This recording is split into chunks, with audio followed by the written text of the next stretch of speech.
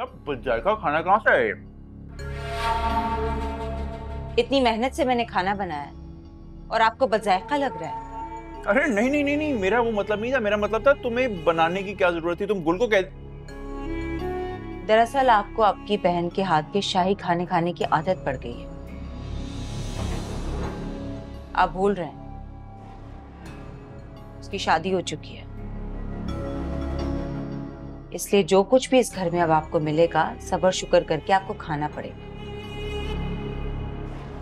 नहीं, मेरा वो मतलब नहीं था। खाना खाना बहुत अच्छा है सुरैया, बस नमक मिर्च थोड़ा कम है। ये मिर्च मसाले ना आपकी अम्मी और बहन को लगाने आते हैं। भाई मैं तो सीधी सादी सी हूँ, जैसी बातें सीधी करती हूँ वैसे खाना भी सीधा साधा सा बनाया है। अच्छा पापा, गुस्सा तो मत करो ना। चलो शाबाश, अपना मूड ठीक करो। नहीं करूंगी मैं मूड ठीक, मेरे तो नसीब ही फूट गया है। पता नहीं कौन सी लड़कियां होती हैं जिन्हें शहजादे ब्याह कर ले जाते हैं, और मेरी बारी पर तो लगता है सारे शहजादे ही मर गए थे। सुरैया आई एम सॉरी, गलती से मेरे मुंह से निकल गया। अच्छा काम करते हैं, खाने के बाद तुम और मैं आइसक्रीम खाने चलते हैं, तुम्हारी फेवरेट वाली। आपके जाने के बाद इस घर में क्या होता है उसकी भी खबर रख लिया करें। क्यों, क्या हुआ है? नफीस भाई आए थे गुल को लेकर, और पीछे से अमर भी टपक पड़ा। नफीस भाई को तो इतना गुस्सा आया ना, इतना झगड़ा हुआ, वो तो मैंने बीच बचाव करवाया, वरना खैर नहीं थी उसे अहमर की। तो सुरैया तुम्हें मुझे कॉल करके बताना चाहिए था ना, बुलाना चाहिए था उस वक्त। अब ऐसी भी नहीं हूं मैं, छोटी छोटी बातों के लिए अपने शौहर को परेशान करती रहूं। 2 दिन के बाद दुकान खोली थी आप, मैं हूं ना, सब संभाल लिया था मैंने, अब सब ठीक है।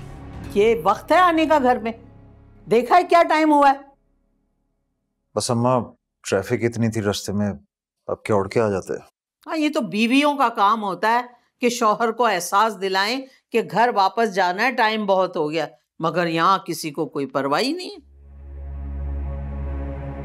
तो आ गए ना अम्मा। सच्ची बात यह है कि मुझे बहुत नींद आ रही है, मैं जा रहा हूँ। रुको, अरे तुझसे नहीं कह रही हूँ, इससे कह रही हूँ। देख कैसे घूरता है, मुझे घूरने का अंदाज बदल गया। जा।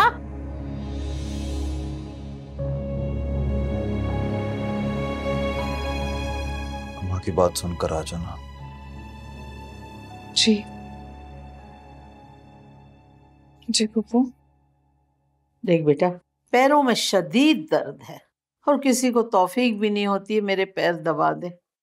अब तुम आ गई हो ना, तो ये ड्यूटी तुम ले लो, बस मेरे पैर दबा दिया करो।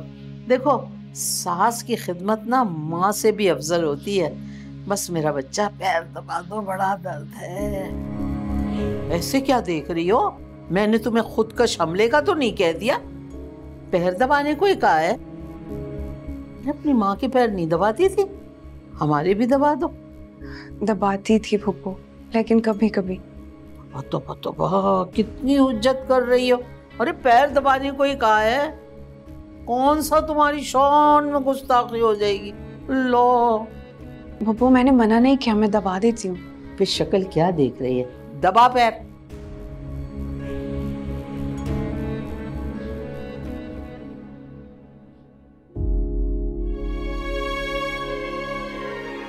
तो जोर से तो दबा, जान नहीं है तुझमें? अभी तो माँ के घर से बिरयानी ठूस के आई है और पता नहीं क्या क्या खाया होगा। दबा। अब ठीक है?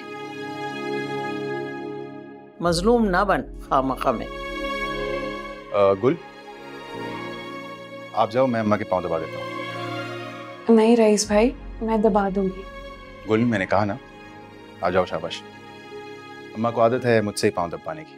थोड़ी देर में सो जाएंगे, आप जाओ। मैं जाऊं? जा भाई, मेरा बाप आ गया। जा मासूम हसीना।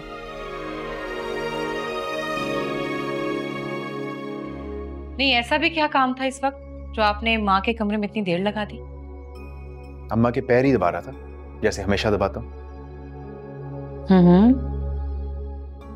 तो वो गुल बेगम वहां क्या कर रही थी? वो भी ताई के पैर दबाने गई होगी, है ना? अम्मा ने उसे ही कहा था कि उनके पाँव दबा दे। मुझे अच्छा नहीं लगा कि आते ही नई नवेली दुल्हन से इस तरह के काम करवाएं, तो मैंने दबा दिए। और वैसे भी ये गुल का काम है भी नहीं। क्यों? वो ताई के पैर क्यों नहीं दबा सकती? ये काम तो मैंने आज तक तुमसे भी नहीं करवाया, तो फिर गुल क्यों करेगी? मेरी बात कुछ और है। आप मुझे गुल के साथ नहीं मिला सकते। ये जो गुल जैसी लड़कियां होती हैं ना, ये बनी इसी तरह के कामों के लिए होती हैं। ये खिदमतें ताई गुल को बिल्कुल सही ट्रीट करती हैं, उसकी औकात के हिसाब से। बकौल तुम्हारे, अगर अम्मा सबको उनकी औकात के मुताबिक ट्रीट करती हैं, तो फिर तुम क्यों शिकायतें करती हो? अम्मा ने ये कह दिया, उन्होंने वो कर दिया। आपको बड़ी मिर्चें लगती हैं गुल की वजह से? गुल की वजह से नहीं, गलत बात की वजह से। हाँ, वैसे मैं तुम्हारे साथ फजूल बहस नहीं कर सकता।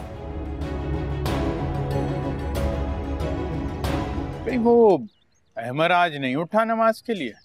अहमर तो सुबह सबसे पहले का उठा हुआ है, कहीं बाहर गया है।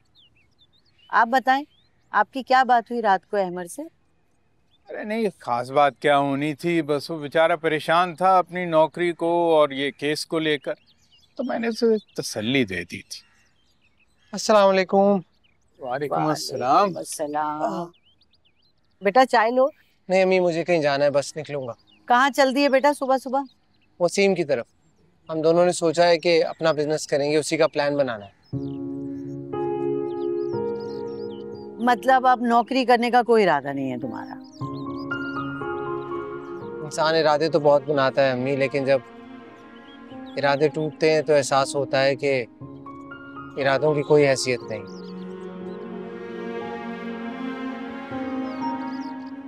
बहरहाल उन्होंने सोचा है कि अपनी कोई छोटी सी फर्म बनाते हैं, अपना काम करेंगे। नौकरी का तो आपको पता है कोई गारंटी नहीं। ये तो बहुत अच्छा आइडिया है बेटा। देखो, अपना काम फिर अपना होता है, नौकरी में तो चाकरी करनी पड़ती है। मुझे तो सच पूछो बहुत खुशी हुई है ये सुनकर। और वैसे भी तामीरी जहन जो है वो अपने लिए कोई ना कोई रास्ता जरूर निकाल लेता है। थैंक यू अबू, बस मैं शावर लेकर निकलूंगा। ठीक। ओके बेटा, अब ये क्या सोची इन दोनों को बिजनेस में हाथ डालने की? ना उसको एक्सपीरियंस है ना उसको है। बिला वजह रिस्क लेंगे, पैसा और वक्त बर्बाद करेंगे। भाई रिस्क तो हर काम में होता है, जिंदगी रिस्क है। और तुम वसवसे पालने की बजाय दोनों बच्चों की कामयाबी के लिए दुआ करो। अल्लाह इन दोनों को अपने काम में कामयाब करे। आमीन आमीन। चाय ठंडी हो गई बातों में। अरे बस भाई, बेटे से बात करना ज्यादा जरूरी होता है।